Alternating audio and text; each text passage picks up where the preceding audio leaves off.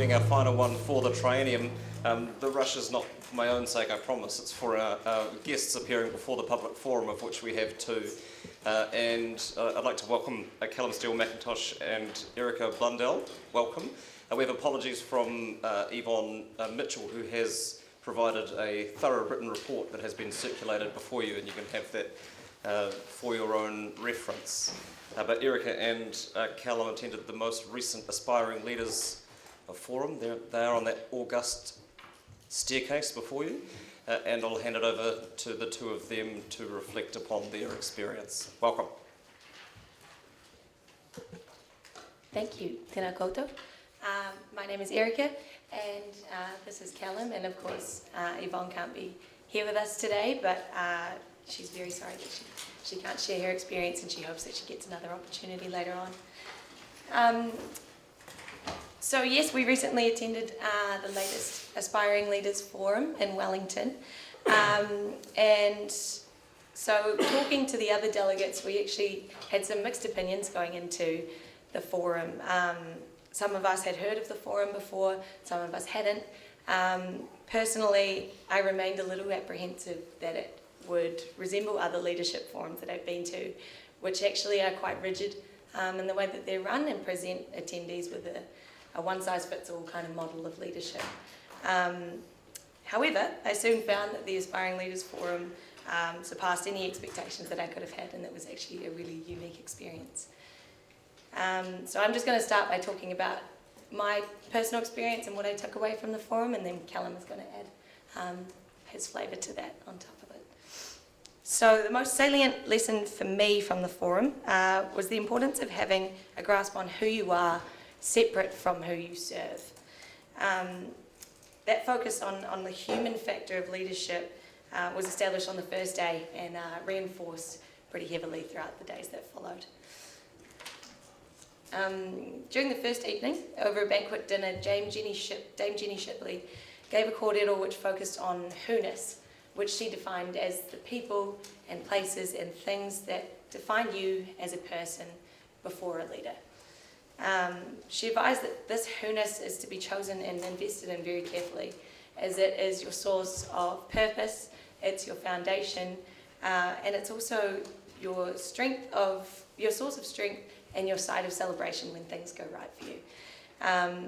That was a fantastic lesson. I think sometimes concepts of leadership become very individualized, and we sometimes forget where we come from in our foundation and those things that set us up to then influence others.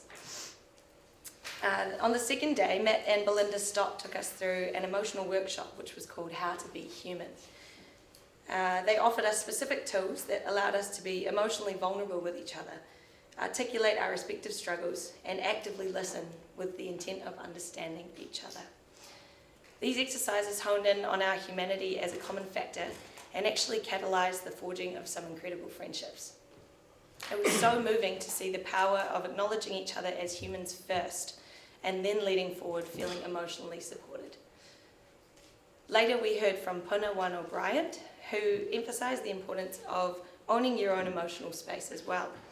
She said, "You're in the business of putting others first, but don't put yourself last." Puna was my favourite speaker, as she modelled that it's important to be a strong, yet vulnerable and compassionate leader, as that is what it is to be human. As I later expressed to her, these are qualities that I have struggled to negotiate as a leader, and especially as a leader who is female.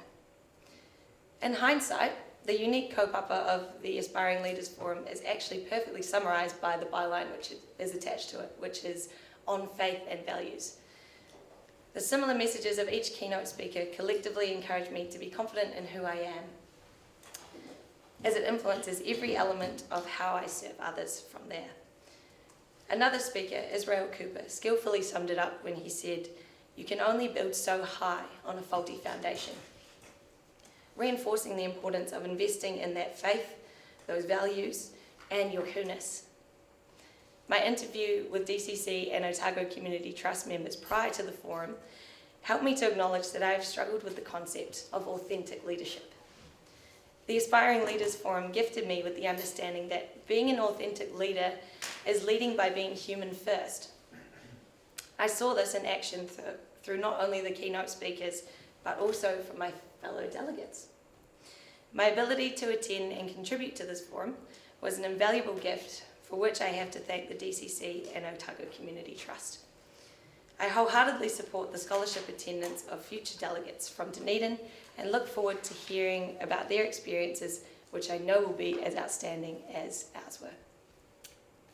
Thank you. That's my summary. Jeez, that'll be hard to follow. I just wanted to start off by saying thank you for allowing us to go and thank you for funding us to go. That was an amazing experience that I think you already touched on it, but there was a lot of apprehension around what we were going to do because there wasn't actually a lot of detail around what we were doing.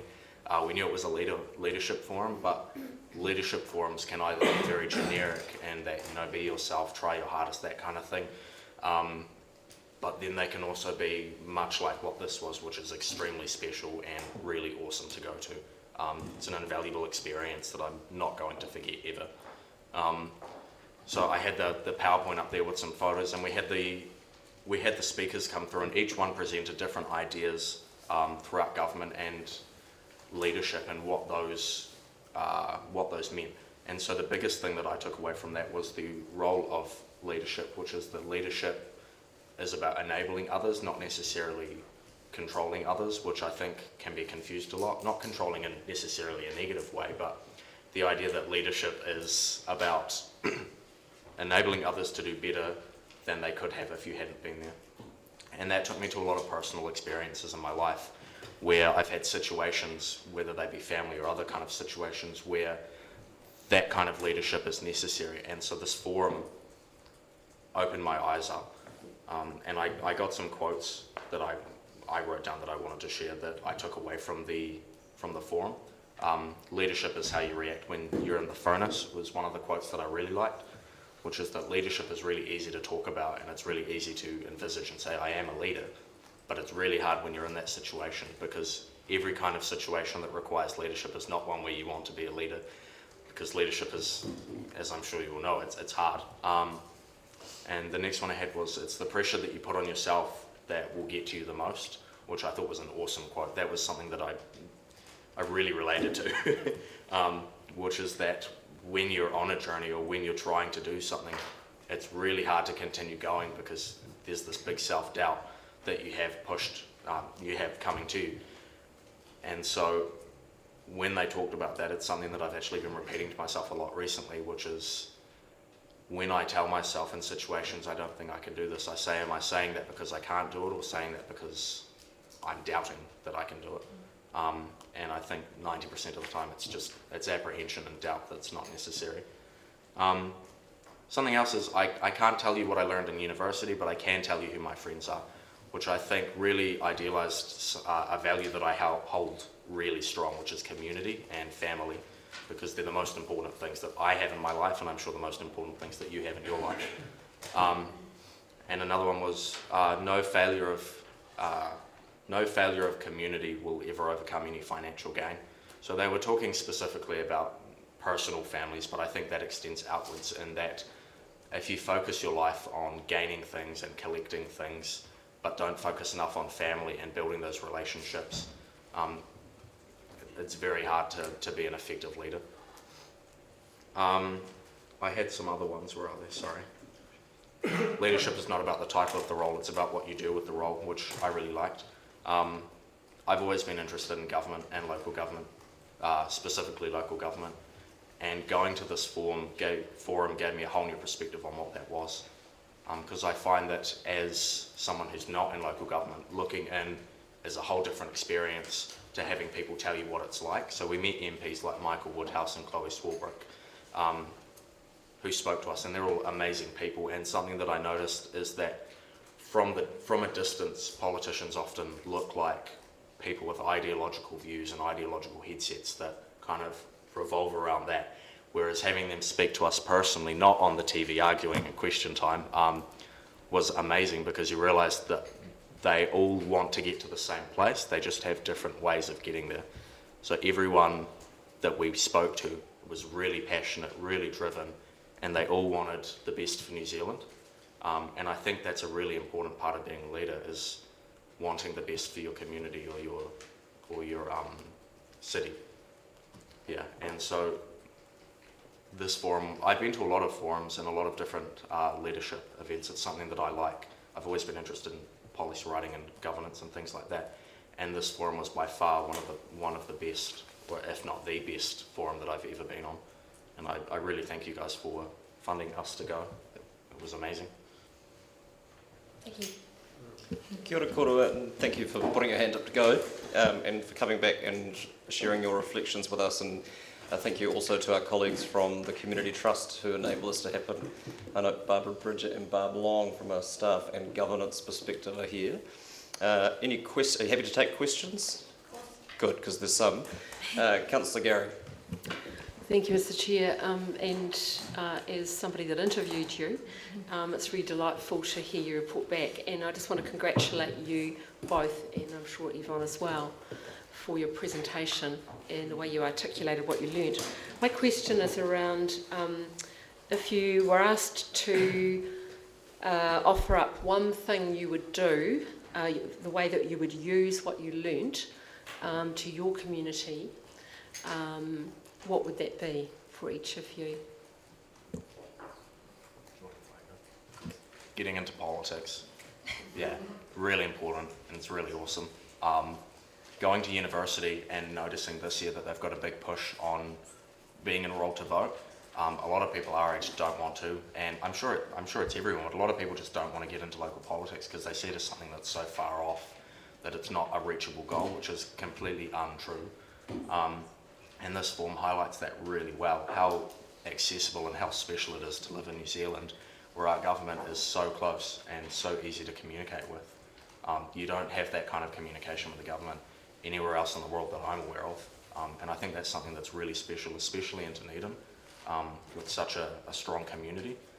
And so this kind of forum, I think, would be really awesome to get into local politics. I've been speaking with some other people around New Zealand. I've been staying in touch with the people who went on the forum, and a lot of them, after going to this, have been pushed to go into local government just by going to this, and it's awesome.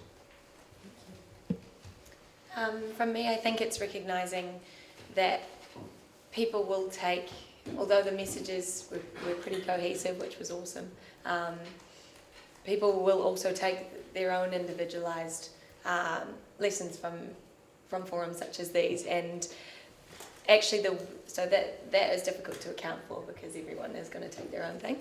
But I think what is really important is understanding that how you apply whatever it is that you've taken, it begins from those microscopic interactions that you have with people every day. Someone else, another speaker at this forum, said leadership is how you treat people within the square metre that you stand upon. And I'm a huge advocate for that, and so I think it is recognising that what you can take, you can honour whatever you've learned and whoever has been teaching you. It doesn't have to be grand scale, it doesn't have to be local government, it starts with that square metre that you stand upon, and you can choose to take it as far as you like. So, Thank you. Yeah. Well, thank you both for taking time to come and speak with us today, and good luck for your future endeavours within or outside of local government. Next we have Sophie Cardy from the Cancer Society of New Zealand this time, speaking, and apologies for the miscommunication in the last committee round, but coming to update us on the Fresh Air project, and councillors would have received some communication in advance about this, so that this shouldn't be a surprise. Give us a moment to transfer over the broadcast technology. Thank you. Thanks, guys. You.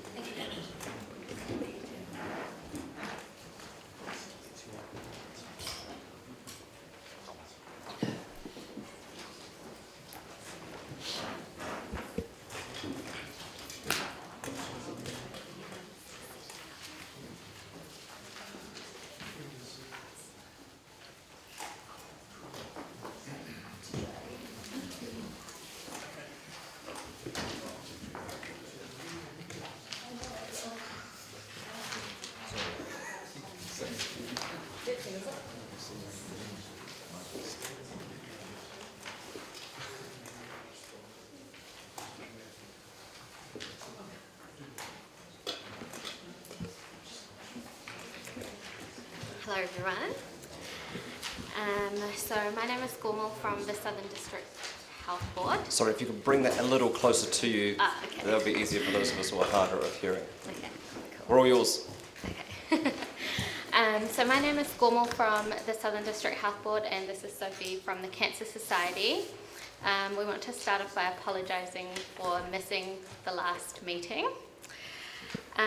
So today we're here to talk to you about the Fresh Air project, the results, and what we would like to do from here onwards. So the Fresh Air project is a voluntary project which encourages hospitality venues to promote their outdoor areas as smoke-free. We spoke to this committee in October last year, so yeah, hopefully we'll move on to this one. Sorry. So we started off with 7 hospitality venues in Dunedin, 6 in Invercargill and 7 in Queenstown. We now have 45 smoke-free venues, and they are all on the Fresh Air project website, which is on the slides there. Some of the key results from the pilot that we did from the 1st of November last year to the 31st of March this year. So 100% of the smoke-free venues that completed the pilot project remained smoke-free after the pilot had ended. 94% of customers that completed feedback forms were in support of smoke-free outdoor dining, and 67% were more likely to return to these smoke-free outdoor dining venues because of their smoke-free status. So we also have a video to show you which shows Fresh Air project participants sharing their experiences with the Fresh Air project. Yeah, and thank you. This is, I guess, an opportunity for our businesses to share a little bit about their experiences, as lots of them in the hospitality sector find it quite hard to come and share their views at meetings like these, so we filmed them. And hopefully all the sound works.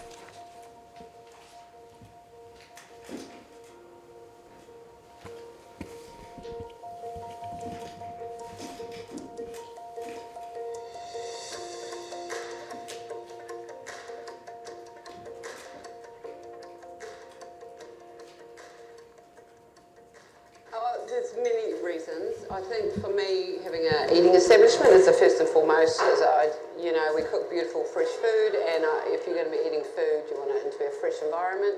And there's just no comparison. You just can't compromise. You can't have smoking and food. Just can't. Doesn't work here.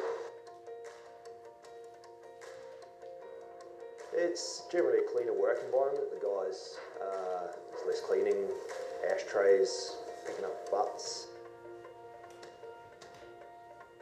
The customers love it, I love it. We're not sitting down and we've got somebody smoking or vaping. It's just a much more pleasant dining experience. Yes, it does, because we're all about family, local, good food, and everything's fresh and natural, so definitely smoke-free goes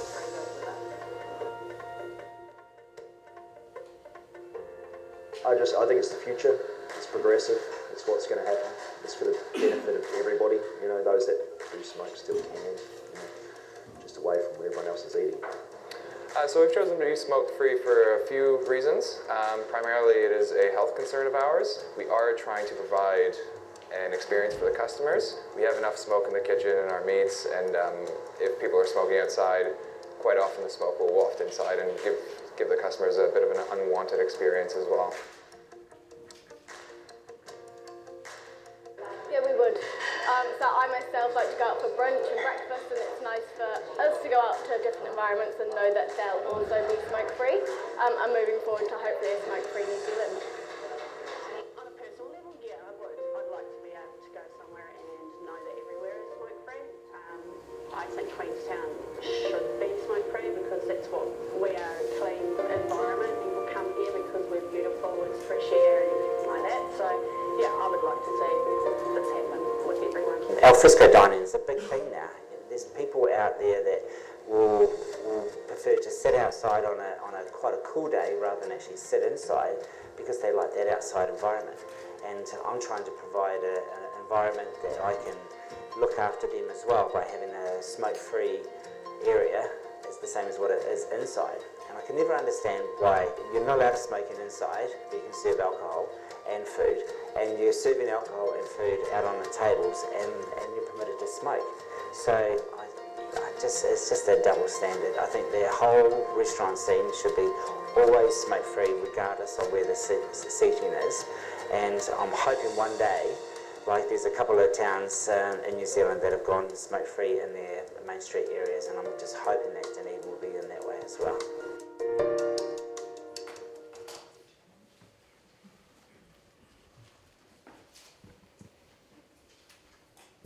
Cool. Thank you. Are you happy to take questions?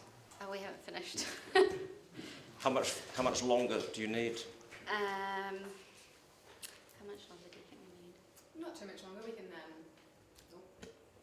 We can flick through quicker. Yep, Thank you. so these are some of the business results, which are also in the handout. So the top 3 reasons to be smoke-free was because it reduced smoke drift, increased pleasantness of outside area, and decrease in smoking-related litter. And some other positives that came from the surveys that we did with the business owners was that the majority of them said that it was made no difference to their revenue and no change in customer numbers. And these are just some other comments from customers from their feedback.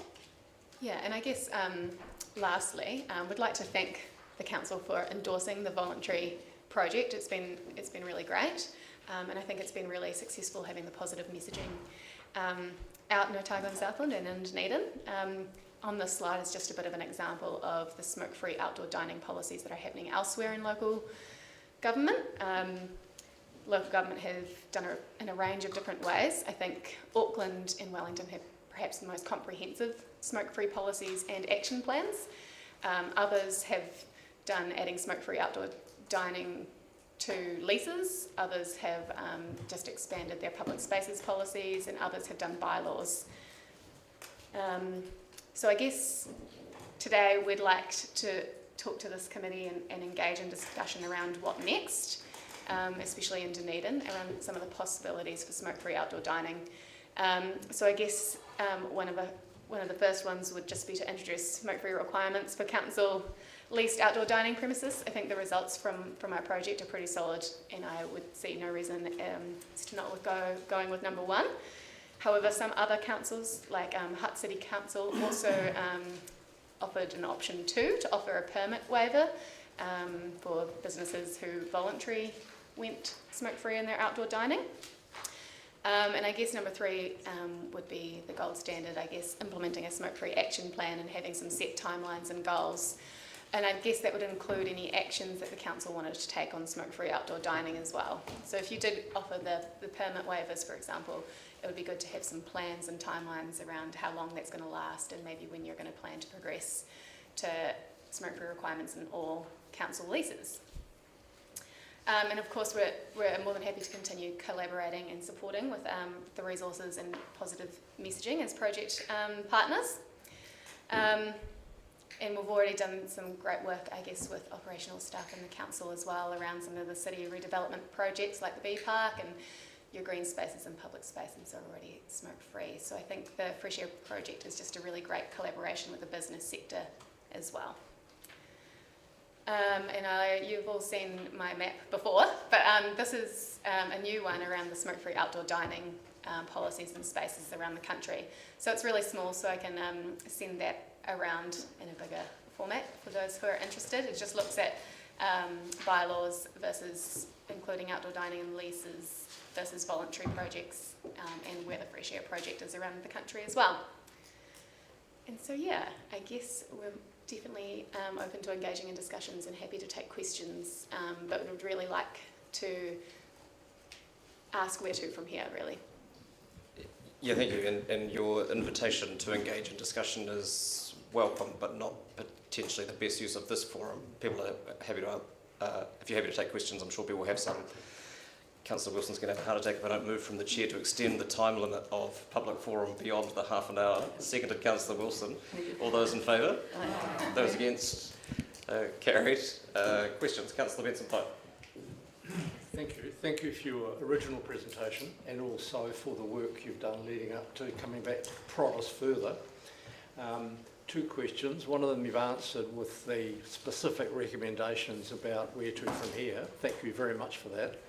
The other one is, I'm assuming, correct me if I'm wrong, that vaping was already something that was becoming quite prevalent while you were doing this trial, and vaping is included in the smoking, in the definition. Yes, yes. So all the businesses are also vape-free as well. But I guess it wasn't necessarily incorporated in our signage, which is something that we'd have to add in more so in the future. And lots of venues started doing it themselves, actually, and making up all their own signs and incorporating it in as well. Yeah. Thank you. Councillor Wilson. Thank you. I've actually got a question set for Mr Pickford, and while we're undertaking a review for the purposes of lime scooters and a number of other things on the commercial use of footpaths, is a wee part of that that's being looked at, would there be resources available to consider implementing, at least in some parts, if not all parts, the areas at Wheelie South on footpaths to adopt this? Through the chair, this is actually something that we've already considered as part, and we're aware of the Wellington free lease, which we think is an excellent model. So that will be something we'll bring back as part of the review of the mobile trading and temporary stall bylaw, which is looking at that whole public use of footpath. And that could be one option, or actually make it mandatory that there's no smoking. As part of that, so we'll bring that back to council. So for clarity, one of the options may be there may be certain areas of the streets of Dunedin that, as you look at these things, those areas may be smoke-free. Certainly within the mobile trading and the space that's being used by a commercial enterprise, that would be the case. We could control that. Right. If there's a wider piece of work around smoke-free streets, that's not within this current review. But this was certainly something we actually talked about when we did when we started this bylaw review. Yep. Thank you. I guess one of the things with the 100% free, I guess, is just thinking about how long you want that to go for, and any if you do have plans of making it mandatory for everyone, and how you'll manage that process as well in the future, just as something to consider. Councillor Benson-Pope, and then Councillor Lawfisel. Well, it relates to how you've got to where you've got to.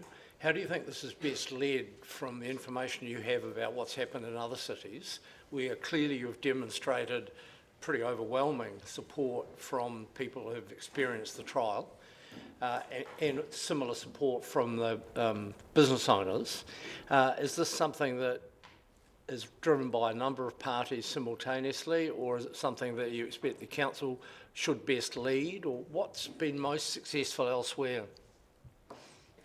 I think the most successful examples are Auckland and Wellington, and it's heavily supported by the health organisations, but largely driven and by the council, with a set action plan and set budgets to help implement kind of their smoke-free policies. I'd encourage you to have a wee look. Their smoke-free policies and plans are really comprehensive. At the moment, the Dunedin City Council one is very focused on parks and recreations, and it's quite a narrow policy. So yeah, that would be my gold standard with how to push out the smoke-free policy. Okay, thank you. Just a procedural follow-up, which you allowed from Councillor Wilson. I know because this is the last meeting of the triennium, we won't have matters for the chairman, but I would assume that this matter is something that we could reasonably expect to be reported on in the first committee round of those lucky new councillors when they appear in October. I'm sure Mr Pickford is taking that under advisement. Thank you. Thank you. Councillor Lawfisel. Thank you, Mr. Chair. Kia ora, I've canvassed this before, and I'm very ignorant about the. I know that the program that you focused on is voluntary, but I come from a family of smokers. I'm not a smoker myself, and a community of smokers. And when we were working in the community, in the Brockville Community Development Project, we started cooking classes. And some of the women commented that they felt the need to smoke less because they were less stressed. So at the same time that you're doing this stuff, what work are you doing to actually look at the causes rather than symptoms of smoking, in terms of, I don't know, lobbying for GST to be removed from fruit and vegetables and alleviate the stresses that cause people in my communities to smoke? Yeah, absolutely. This is one very small slice of the pie, and I know my colleagues at Public Health South have a wide mandate and a broad range of action focuses. I guess for us, our health promotion and advocacy team, both at Otago and Southland at the Cancer Society and nationally, work on a broad range of topics, including kind of physical activity, nutrition, alcohol. We're looking at kind of increasing some of our advocacy voice in those spaces, and social determinants of health, and supporting national parliamentary submissions. So we do have a range of actions and try and support. I think one of the great findings actually of the Fresh Air project was working with our stop smoking services and engaging some of the hospitality staff with quitting. So some of the managers, I think it was a really happy byproduct, I think, of showing that support from the business side, showing that support to their staff. We had quite a few reports, I think you'll be able to see in the executive summary as well, and I'm happy to share the wider report just around how many staff tried to quit smoking and how some were successful at that as well. So that was another really great result from this Fresh Air project. But in terms of smoke-free environments, I think that's one part of the bigger pie, and there's lots of advocacy activities happening in the smoke-free space at the moment, I guess, so it can feel pretty clogged in the smoke-free world. Yeah. Councillor Elder. Thank you for that report. I note in the majority indicated there was no change to business revenue, 63%, and customer numbers, 58%, and that despite some challenges, 100% of pilot venues stated they would continue to help. So there was some challenges as indicated in those results. So what was the feedback? Because 100% then committed, even though there were some challenges. So why were they then saying they're 100% committed to it? Yeah, I'll let Cornwall add in there anytime you like. I think it really ranged depending on the business owners, but I think just that initial risk, because it is a risk that you're taking on as a business, and there's a great cafe dining scene in Dunedin, and so there are the proportion of customers who will go elsewhere. But I think the main part was that initial risk, and once they'd made the leap in the communications and gone with the signage, it was easy to stick with it as well. And they were committed, and they'd put themselves out there as endorsing the message, and were happy to, and many did it from their own baseline of values as well. So I think it was a little bit of a mix of that even playing field and knowing what's good for the health of the community. But that was just some of the feedback that I received anyway from a few of our business owners. They make great models for other business owners. Thank you. Just one quick question from me. The focus has been on outdoor dining so far. Has there been any progress or attempts at progress made with what's respectably called the nighttime economy in terms of bars, etc.? Yeah, Auckland's made the leap to include bars in their smoke-free outdoor dining policies, and just kind of kept it really simple, as when you're serving food, it should be a smoke-free outdoor dining. But I guess it is a more complicated field. We did get some feedback from a business owner that if he was looking at getting a licence, he'd be less inclined. But there was more of a health and safety risk for his staff rather than as he was worried about his staff going out with intoxicated people to share a voluntary message, I guess, that his business was doing. So I'm not sure if it was he was opposed to the smoke-free outdoor dining in bars, and maybe if it was a level playing field and came from a higher authority, it would be easier. But yeah, Auckland Council has definitely taken that step to include bars. The bar here, we've had innocent bystanders on board. They're probably our most bar-like venue, who's a fresh air venue, and they've maybe overcome the problem with putting smoke-free signs absolutely everywhere and in extremely visible places in their outdoor space, and they've also taken on board their own design messages as well, instead of using our maybe less exciting smoke-free signs. Great, thank you. Nothing further? Thank you both for coming and presenting and keeping us updated on this work. It's really helpful. Thank you for having us.